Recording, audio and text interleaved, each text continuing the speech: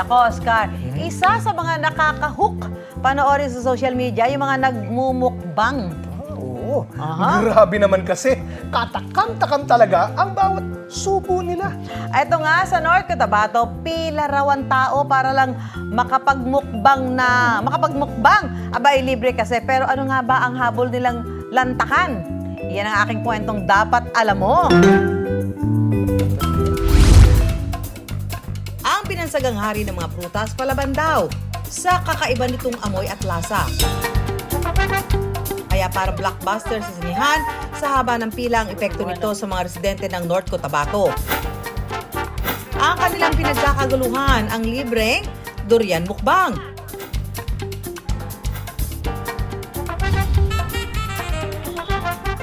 Nag-aangkat si Joel Callis ng mga bunga ng durian sa Davao City at itinitinda ito sa Makilala, North Cotabato. Siguro po, estimated ito lahat-lahat po.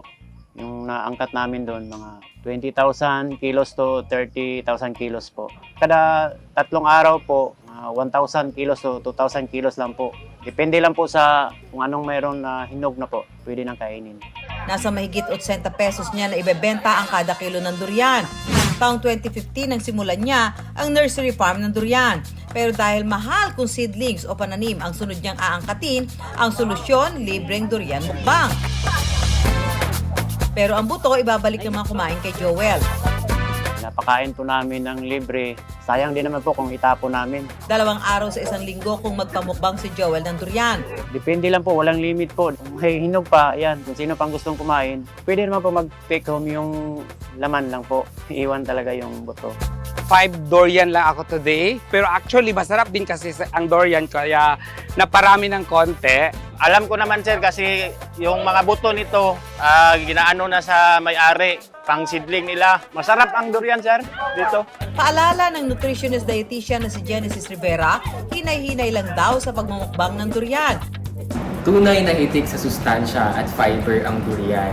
Ngunit ang pagmumukbang nito ay maaaring mag-cause ng indigestion na impatcho, bloating, diarrhea at maaaring magkaroon ng negative effects sa mga taong may problema sa kanilang blood sugar.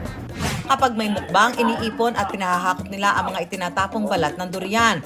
Nasa halos isang basket naman ang naiipong buto ng durian na pinatutubo at itinatanim sa mahigit 2 hektaryang nursery farm. Pagkatapos nilang kainin, nahugasan po namin yan ng tubig para po makuha yung mga laman.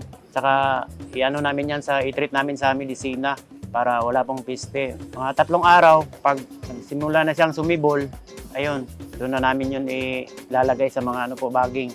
Ayon sa agriculturist na si Bongbong Arquero, hindi raw biro ang pagpapatubo ng durian. Kailangan ito ng tamang tubig, tamang temperatura at itaon ang pagpupunla ng butil during onset ng rainy season. Mahalagang paramihin ang mga durian dahil maraming magsasaka ang umaasa rito. Pero sa pagkonsumo ng hari ng mga prutas, mainam pa rin na kumain lang ng sapat. Yan ang kwentong dapat alam mo.